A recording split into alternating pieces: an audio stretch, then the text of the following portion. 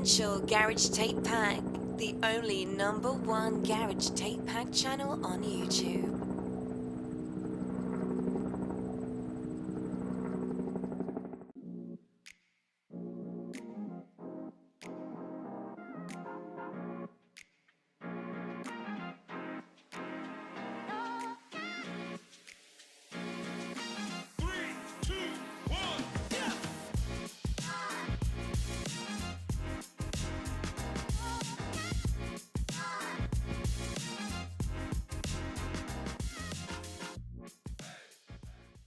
So welcome to the Essential Garage Tape Pack podcast with myself, Shane. Today's guest... MCDT. We're loving it, loving it, loving it. We're loving it like this. Just in case you don't know. One of the veterans on the scene. Welcome to have you on the podcast today. Thank you. Much appreciated. And it's been a while. We've been talking for a while to get you here today. Yeah, and here I am. And here you are. Live. How was life treating you before we get stuck in? Life is very good, very good. Yeah, very good. Gigs are still coming in. Yeah. People still singing the song. So, yeah, loving life. Loving that. Loving it. Love that. So, tell us a bit about your background, where you're from. Well, originally grew up in Lewisham, southeast, around Deptford, Lewisham, that kind of way. Now then I moved to Fulham, and then to West London. So yeah. Kind of gone south. Yeah. South, east, west. Yeah, southwest as well. You done well doing that. Yeah. Fulham must have been nice. Yeah, Fulham was nice. Made a lot of contacts there. Got some good friends there as well. Yeah. All gravy. Okay. And you got any siblings?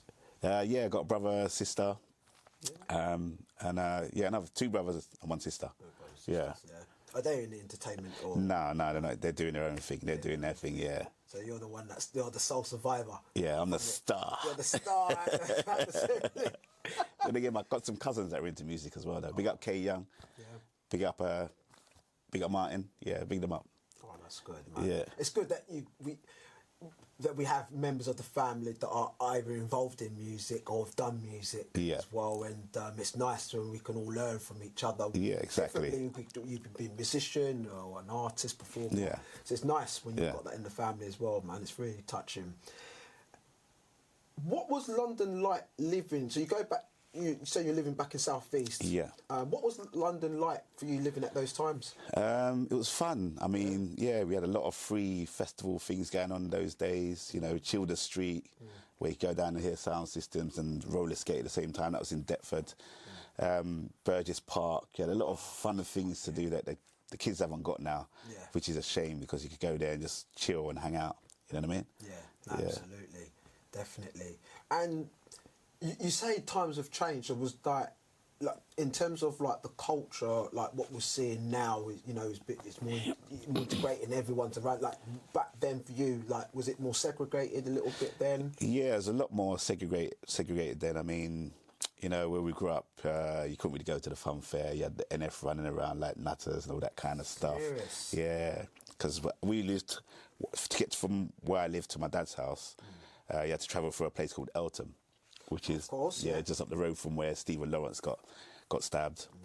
Yeah. And it was kind of like a danger zone to travel through. So we couldn't go to the fun fair. We used to get chased off the fun fair in our local area.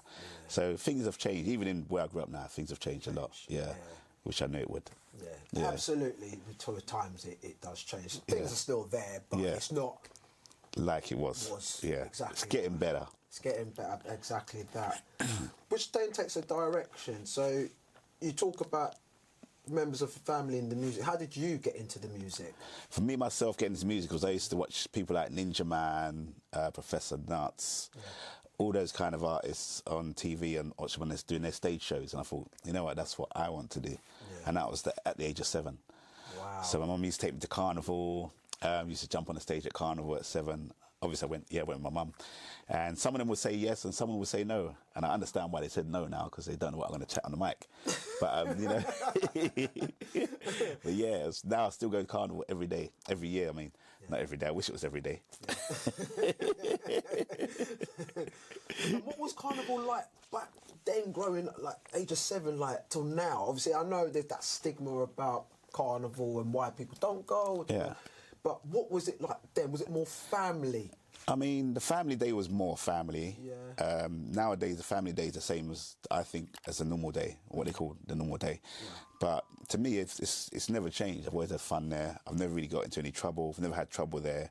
I believe, you know, if you project that kind of thing, you're going to get trouble coming to you. So if you go, you know, just be nice. Someone's going to tread on your foot. That's it. It's a crowded place. What do you expect? What do you expect? Yeah. Absolutely. Don't go there with, like, being angry. That's what I would say. Go there with a good vibe and you'll be all right. Absolutely. Simple. Absolutely. Yeah. So, sound system was a thing. Obviously, you were into the carnival. Sound system is one of the beginning of things there. But sound system was also a thing in the 70s and 80s. Yeah. Did that have any influence on your journey? Yeah, big time. So, you know, started on a sound. We've done a sound at school called Leo International. Okay. So we had our own speakers. I built speakers, built the amps. Wow. You know, and we used to go and do little parties and stuff like that. And then from then, I went on to do, you know, things like Saxon Studio, Coxon, King Tubbies. Then I joined a sound called Stereo Mellow, big up Michael X, all the crew. And then, yeah, that was a very important part of my journey. You know, travelled up and down the motorway at a young age, going to Manchester, Birmingham, all that kind of stuff. So by the time I did get to do garage, half the promoters that were doing reggae were doing garage. No way. Yeah, so, you know, it's good. That's mad. Yeah, so it's good, Good ride. And in those days, when you travelled up a little bit up and down the country, like you say, Manchester, Liverpool, etc., were the areas that you were playing your sound, were there any difference in the area? Was the music you selected, the crowd, did you play different for different areas is what I'm getting at? No, you can only go by the crowd you see at the place when you get there and what they kind of feeling. Yeah. But the crowd's always just a nice crowd. And just the accents. I never knew black people had accents before I started travelling up the motorway. So when I heard someone, a Birmingham man, talk, I was like, whoa, this is different. Soon got used to it. Oh, that's brilliant. But yeah, I guess when you put it like that, it's when you're young and you're seeing that, you're like, oh, wow. That's a bit different, yeah. Absolutely. So, coming away from Leo, talking about Leo Internationals, how many members were in the about sound? Maybe 6 or 7 of us. Yeah, all school friends and local friends in the area. You know, that's it. We just get together. Sometimes we just set it up and just jam and just practice, which was really good as well. Yeah. That's when the cussing sessions came in. Legendary. And the dub plates as well. Yeah. Well, we didn't have much dub plates. Couldn't afford them. Not yet. No, you're not yet. So, from Leo International in your sound, were you listening to any radio stations, or pirate or mainstream, for ideas or your inspiration? I'm trying to think. Lightning Radio was one of the main ones for reggae at the time. I'm trying to think of the stations. Power Jam. Power Jam, yeah. Yeah. What's that guy's name? Cabbage Man. Cabbage. Yeah. Only some people will know what that is. Cabbage. Was that his signature? Yeah. So on his show, he'd have that on his show, like Cabbage. That's all I can remember of the show. Obviously, he played good music as well. Okay. And what was his show time? Do you remember? No, that I cannot remember. You can't remember that? No, I can't remember that. Probably still got some of the tapes, to be fair. Yeah. Because to record the show, you know, they'll press the button. Yeah. Yeah, we've got a few of those tapes like that. Yeah, I get that. So with the radio, then were you buying any music as well and the vinyls? Yeah, I was buying music. I used to go to like Brixton. I used to go to all the record shops actually. Okay. If there was a reggae shop in Lewisham, I go there. I used to travel to Brixton quite a lot to buy music. Tottenham, Body Music, Harlesden. Yeah, it was literally just jumping on the bus before I was driving, jumping on the bus, going to these areas, hanging out in the record shops, getting a 7-inch pre's, and trying to get the records before anyone else did. You know what? And that's one of the things I miss. I miss the record shop community. Yeah. You know, talking to anyone that walked in the shop, any walk of life, whether you're a paint and decorator, whether you work in, anyone really. And it was nice. I miss that community. Yeah, you know? yeah, same. It's really... It's changed. It's changed so obviously, you know, some shops are about now, but... It's just even just having a general conversation like, how are you? Or where you playing tonight? Yeah, exactly. Or even where you're raving. It's just... And making links as well. Absolutely. You make links there, so that was a good thing, making links, you know. So Definitely.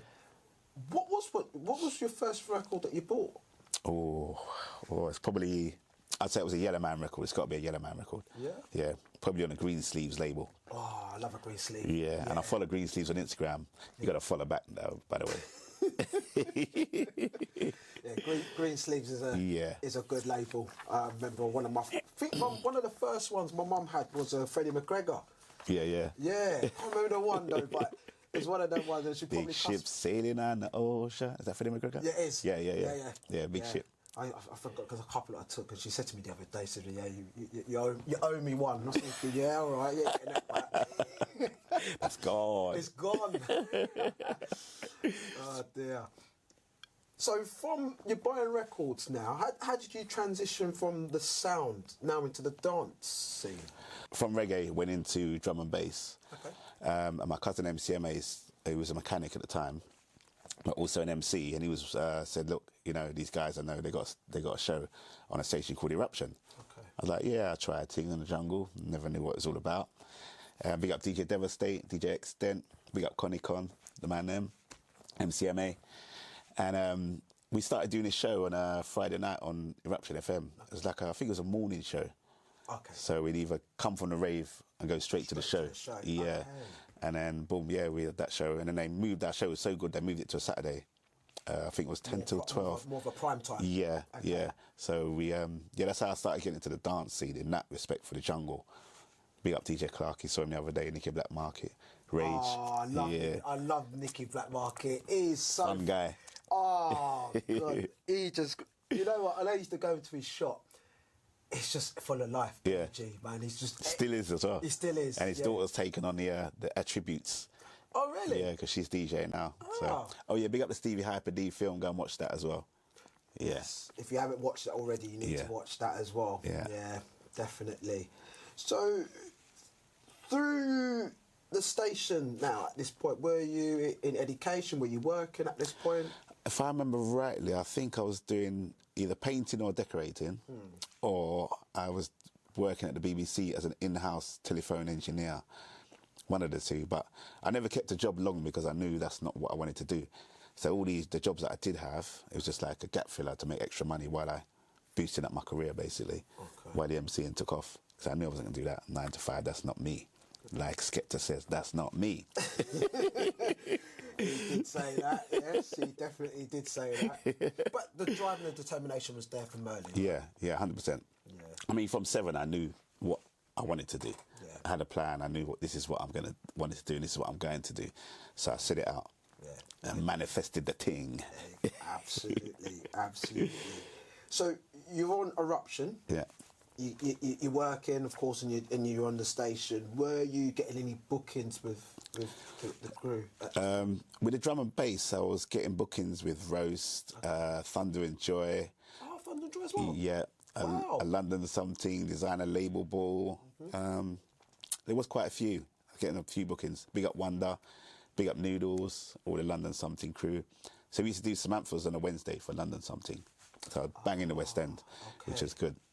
Right. Yeah. So with Thunder and Joy and Roast, at this point when you were getting the gigs, were there room 2s with the house and garage, which we'll touch on in a moment, but were there room 2s at this point, or was it just all drum and bass? I'm not really sure because I wasn't into garage. Didn't know about house or garage. Didn't know anything about that scene at all. So I didn't know if there's a room 2.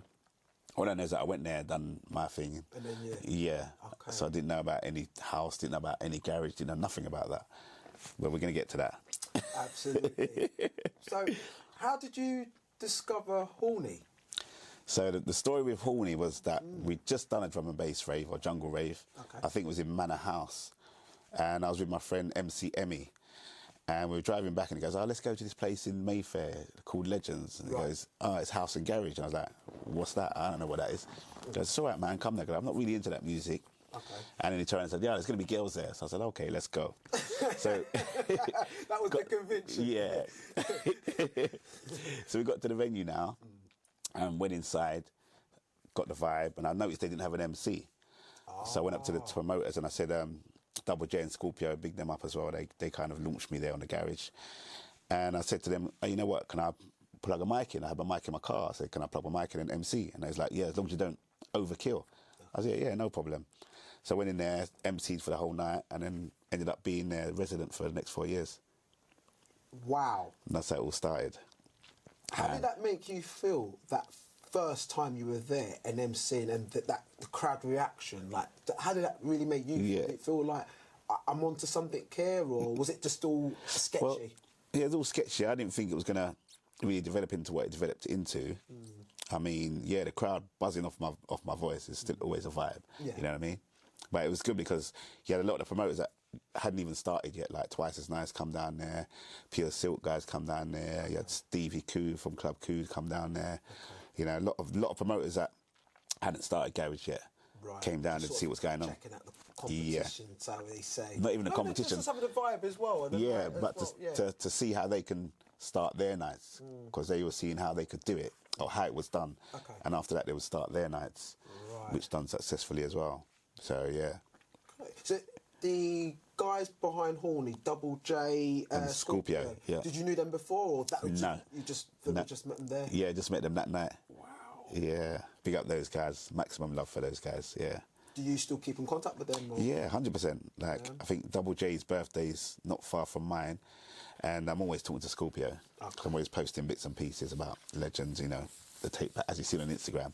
Of course. Yeah. The tape packs. Of course. Hopefully we'll get some exclusives from yourself. Don't worry, I've got loads, man. I've got tapes that people can't even get because they're one-aways. Hopefully we might be able to get some of that for the channel, for our community, of course. 100%. Big up the community. It's coming your way. Oh, I'm loving that. Talking of which, when did you discover the lyrics for Loving It? Was that at that party? Was it before, or? That was at Legends in... Oh, yeah, all this happened in 1994, by the way. Right, when we went to Legends, I've got to say the year.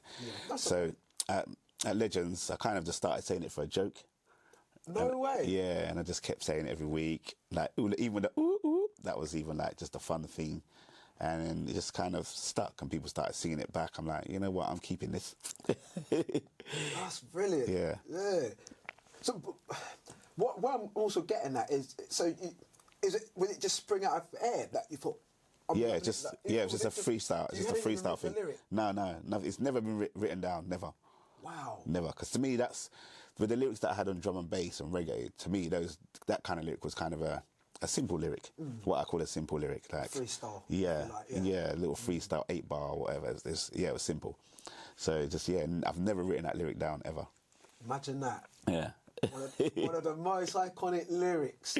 I'd say the most iconic. I would say that, absolutely, because it's like you could. I will listen to a tape pack, right? I don't know. La Cosa Nostra, an example, right? No, take that back. I've got a set, right? Every time I listen to this Pure Silk one, this U and EZ, right, SW1, right? I think it's about 98, and the way you just come in.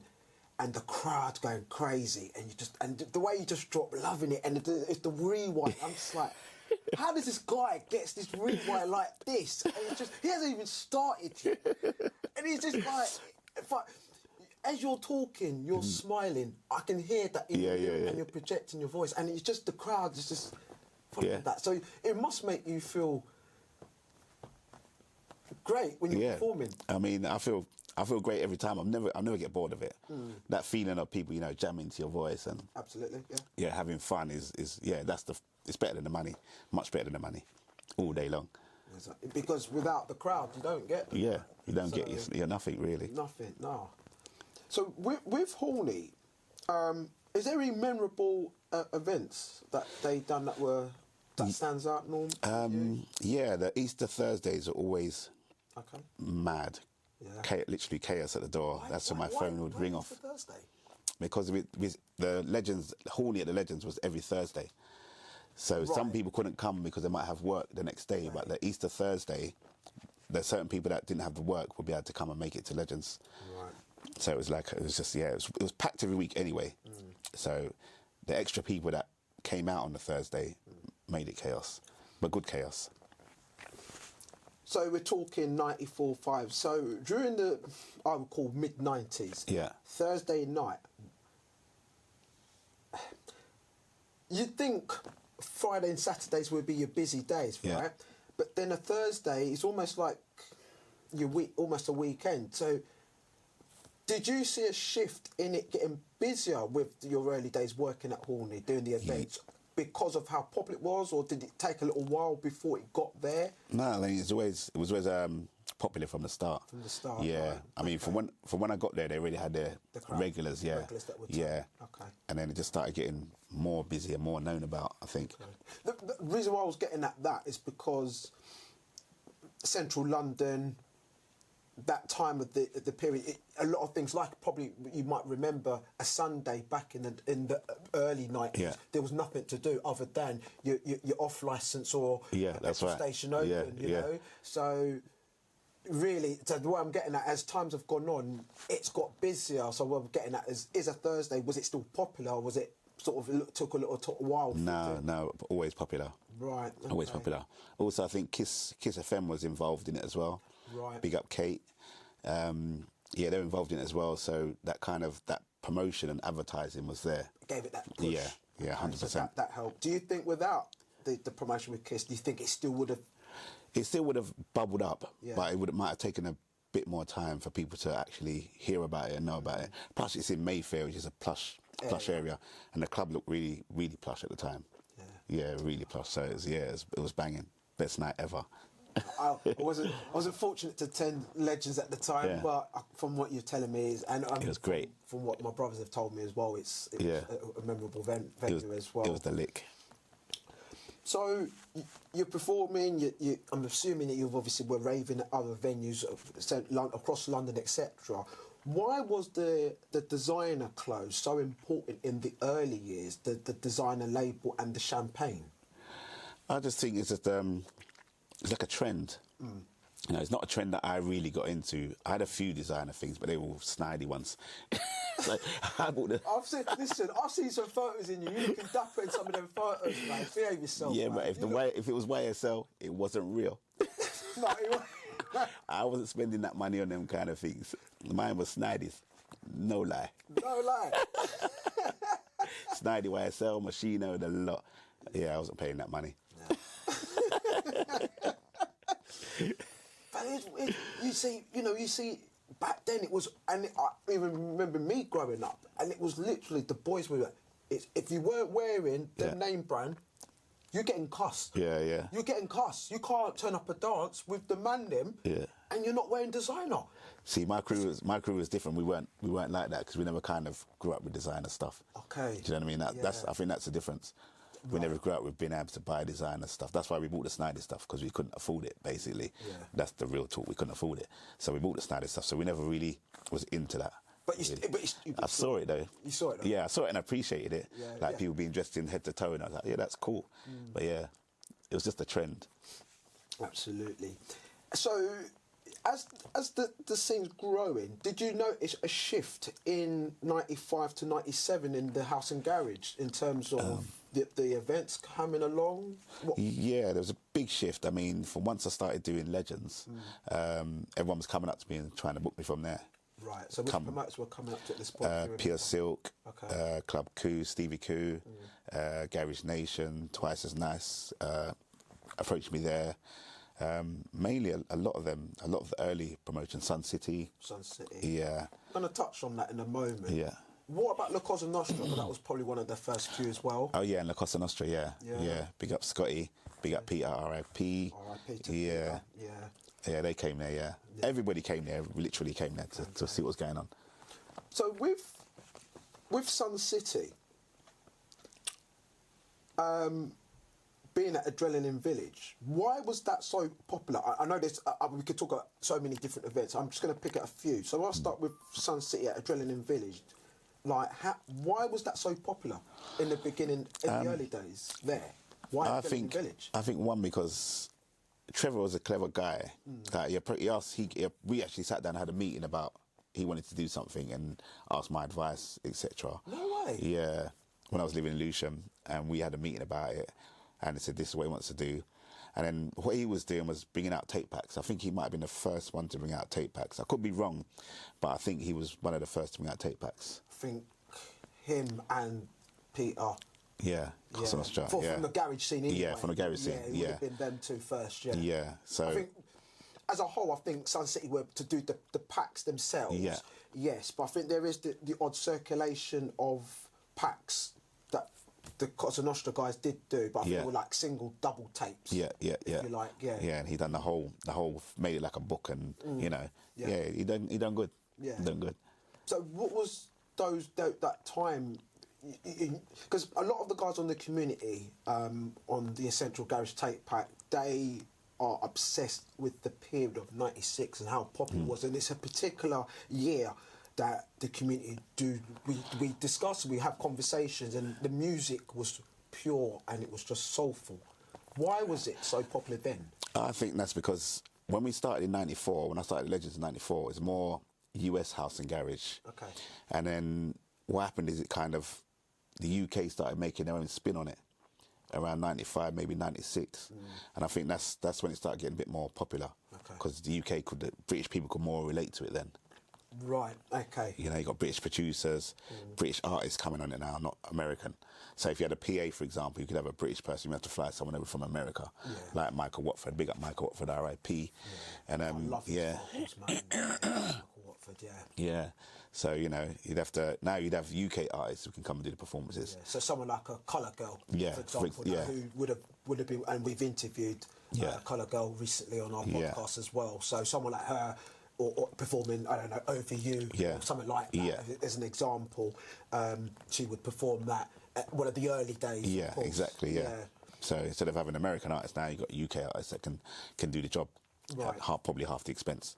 Yeah, absolutely. Yeah. Okay. And then you're seeing a shift of producers, as you've mentioned. So your Grant Nelsons, Baffled, New Horizon, Art Hill Mob, the Confetti Boys, what they were doing, and that was a lot of that stuff was just creeping in. Yeah. And then the likes of your Cole Tough Enough Brown. Yeah. Tough Jam, big up Matt Jam. Yeah. A lot of that sound just creeping in. That's changing, isn't it? Exactly.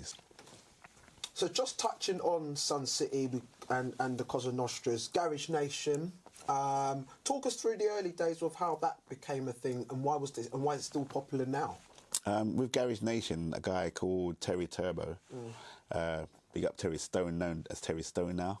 Absolutely. And Jason Kay, they kind of come together and put on Garage Nation. And again, they were getting big venues, so that's what made them quite popular back in the day. Places like the Island in Ilford, we done G-Mex in Manchester, which is a really big thing. Oh, the recording of that pack is... Did I give you that one? No, I've got that one. Oh, okay, yeah. I've got that one. You might have to give me the Jason K tape. My one messed up. Is it? Yeah. Out of all of them, the Jason K one. Yeah. I've got that, man. Yeah. I've got that. The vibe out of that is just... Oh, it's electric. It's amazing. The G-Max one. Yeah. And actually, that was recorded on my birthday. Oh, really? Yeah. Wow, see it there? Yeah, it was recorded on Halloween, that one. Yeah, that one was good vibes on that one. You can hear it. Especially the Rams in Fen set, that was good as well. Yeah, the whole tape pack was wicked. The whole pack was good, to be fair, but the Jason K one, I've heard that one in a little while, but I'm bring it not sure if we've even uploaded that one. May have done. Can't remember. So many content on the platform, can't remember. But I'm sure if it's not there, then I'm sure you can check out the other content on the channel. But do like, share, and subscribe on the Central Garage Tape Pack if it's your first time listening. So do that. What about Jason K? Just want to take some time to reflect on him. I've heard a lot about Jason over the guys who've spoken to him on the podcast. Just some time for you to reflect about him. Jason K was my guy, really. Yeah. He was never a bad vibe. Always, happy and always ready to talk, because Jason could talk. Yeah. But we was phone each other up every now and again, have a conversation, just chat about stuff, music, not even just music, about everything really, about the government, about this, about that. But yeah, man, I missed the phone calls, to be honest. Yeah. Like, if we didn't see each other, we'd always catch up on the phone, 100%. Yeah, I've heard so much. I've not had the chance to personally meet him, but through what my brother mentioned when he started Earth, Wind and Fire and Croydon and Butch yourself, and he spoke. He said Jason was really a really good song. Yeah, he was. You know, it's a shame that we couldn't get him on the podcast. It would have been good to have him on. But thank you for taking some time to reflect on that. Definitely. The UK garage scene is becoming popular. Yeah. Compilations are coming out. Tape packs are coming out. You're getting bookings up and down the country. Yeah. We move into 98, where it's now not commercial, but it's out there now. If that makes sense. It's really out there. Yeah. Okay. It's probably the beginning of Iron Apple, all things going on. Were you involved in any mainstream stations? Were you working with any sort of station like Kiss or Radio 1 or Choice? I mean, I've done guest shows on there, just literally, just appeared there, but I was never been on a station, like a regular show for House and Garage. I only done guest shows on like Freak, Kiss, Choice, Deja Vu. I've done all the guest shows. That was it. Yeah, I've got a few guest shows you did with EZ. Yeah. I've got a few. Legendary. Yeah, I've got a few. Big up DJ EZ. What was those shows like with him? They were good, man. They were they were good. They were fun. Yeah. Like, I always like to have fun up in the place. You know what I mean? So they were big fun. Really big fun. Yeah. I think I know. I mean, I'm always looking for some. Of course, we do. But there's one I've got. I think you could do one with you and Kai. Yeah. And me, Kai, and maybe CKP. Yes. Yeah. I mean, even maybe Neat as well. I think there's one with you and Neat. Yeah, there's one with me, Neat, CKP, and Kai. No, I ain't got. If it's for you, I ain't got that one. Yeah, I think I might have that on tape. I'll have to try and find that. Yeah, please. Yeah. You wouldn't mind. That would be good. Oh, brilliant. How did you collaborate with Raffles? Because you did a tracks with them guys. Yeah, with Raffles. There was a guy called Colin Butts, R.I.P. to him too, and he made a tune called "Hold Your Head Up High." Right. And this was one of my favourite tunes, and I found out who made the tune, and then he only lived in Brockley, which is good because I lived in Lewisham. Brilliant. And I contacted him and said, "Listen, I want to just put something down on this tune," and that's how that kind of a collaboration started. And the next thing, we've done a tune, me, Raffles, and CKP. It Takes Two. Yeah. So it was off the back of the Click had just done their tune. Good rhymes. Yeah. Okay. Yeah. So that kind of inspired us to do that. Yeah. You know what I mean? MC-based tune. Were you on the photos of all the... Yeah. You were? Okay. Yeah. I'm there. So, yeah. There's so many of them on that. I actually remember going HV and buying that. And I've still got the 12-inch as well. You got the... Yeah, I got that. I think I've got the CD, the vinyl somewhere, and I've got the promo. Yeah. I can't remember what's on the back of it, but I have got them, Wow. Yeah, good days. Those good days. What was that like? Were you all in the studio on the day? I think Unknown MC just came round and caught everybody wherever they were at the time. At the time, because imagine trying to get all the DJs and MCs in one place at one time. That's going to be long. It'd be like Band Aid. Do they know it's Christmas? Yeah. It's not going to happen, really. No. Even though it would be good. Yeah, it'd be nice. Collaboration. Yeah. Network, I guess. But so you did the track It Takes Two. Yeah. Did you do a follow-up?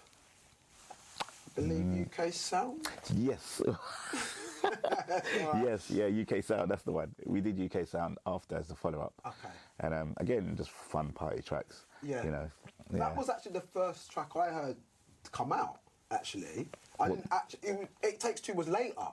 But I didn't hear that. Yeah, for me, because of the period I was coming into the garage at this point, I used to hear UK Sounds played a little bit more on the North London station, like your Freaks. Yeah. And I can't remember the other ones at the time. And then It Takes Two was about, you'd hear it a little bit, other DJs, like the graveyard DJs, and then sort of like your Sunday DJs in the afternoon, they will play it. But then during your peak ones, you know, it's the popular ones everyone wants to hear, isn't it? Yeah, but it's nice to hear that vocals as well. Yeah. Vocals, it was quite key. Yeah, exactly. Exactly. At that period.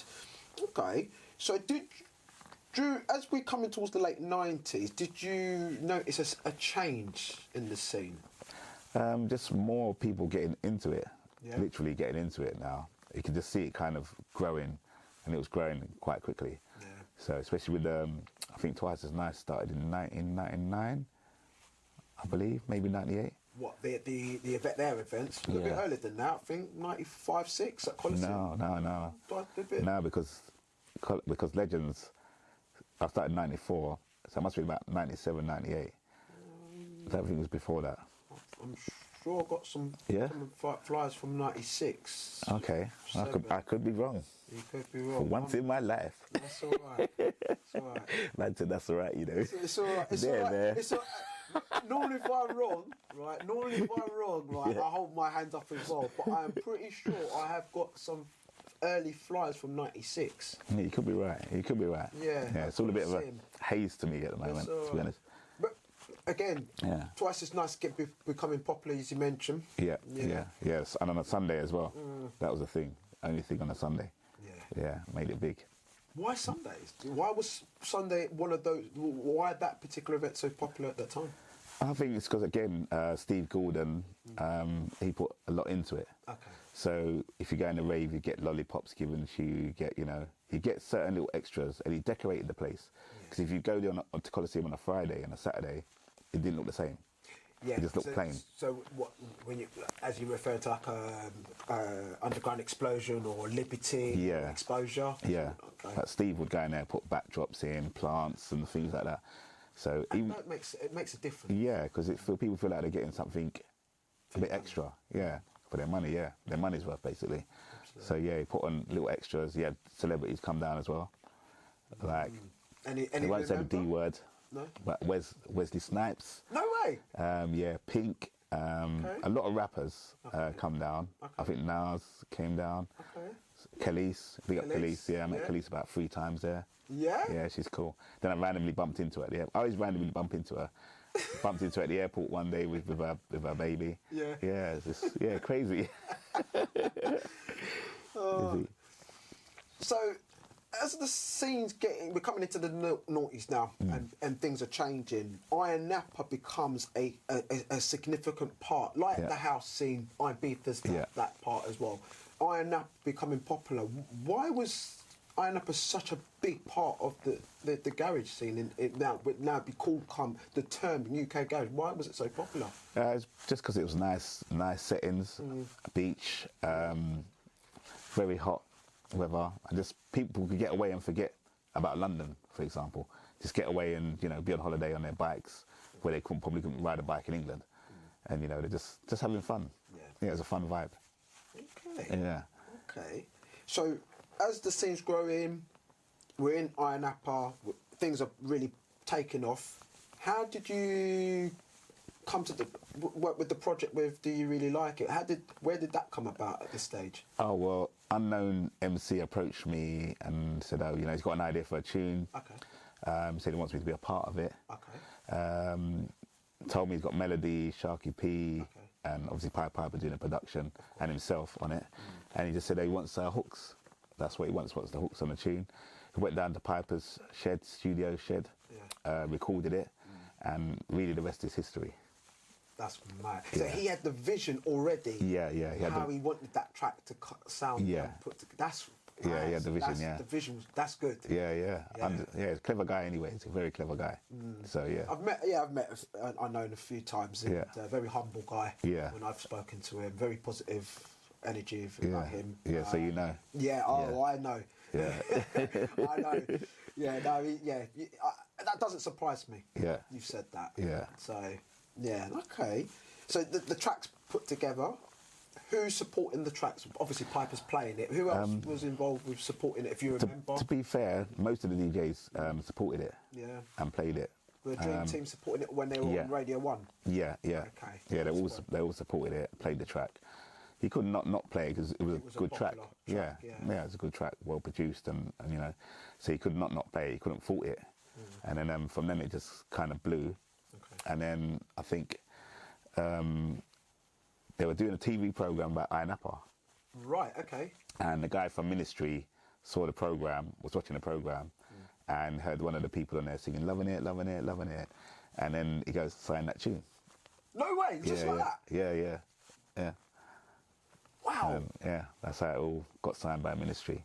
And then Relentless, big up Relentless as well. Oh yeah, Relentless, yeah. I think they heard it before, and I think I don't know if they were and ahhing at the time about signing it, but then when he heard that, when he saw that show, the program by Inapa, just took off. Yeah, it's done deal. Right. Yeah, sweet. So, talk us through just briefly the build up to how it got to a number one. If you remember. I'm not really sure how it got to number one. I just remember the day it did get to number one and driving around with my friend because I only had a two-seater car. Okay. And hearing it on the radio, it got to number one. I was like, yay! How did it make you feel? Yeah, that made me feel good. Yeah. Because a lot of people are in this industry, they'll be working all their lives in the industry. They might get number 5s or number 7s, but they won't get number 1. So, you know, yeah, it felt good. Yeah. It felt really good. Because I think at that point, if I remember right, there weren't many number 1s at this point. From my early remember, I think the Shanks and Bigfoot was probably the first number 1 that really come out of it. And then I think from your track and then the Soul Solid, I think it was sort of that same year. Yeah, because the same label, Relentless signed. Absolutely, yeah. Like Daniel Bedingfield, Miss Dynamite. Miss Dynamite, yeah. A lot of those people got signed by Relentless, so...